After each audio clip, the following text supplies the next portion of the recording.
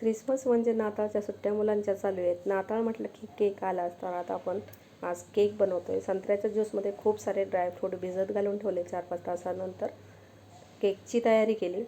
त्याच्यासाठी प्रीहीट करायला ठेवला एका टोपामध्ये 10 मिनटासाठी. एक डबा तयार करून ठेवला तुपाने मैदा लावून आणि 1 कपभर मैदा चाळून त्याच्यामध्ये पाऊण कप दूध, ती मेल्ट केलेली साखर, ड्रायफ्रूट घालून घेतले, बेकिंग पावडर 1 चमचा, अर्धा चमचा खायचा सोडा हे सगळं मिक्स केलं आणि केक चांगला अर्ध्या तासानंतर चेक केला. ड्रायफ्रूट घालून घेतले, सजवून घेतला.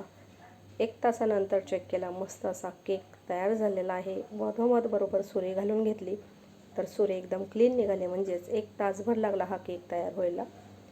छान असा केक तयार झालेला आहे.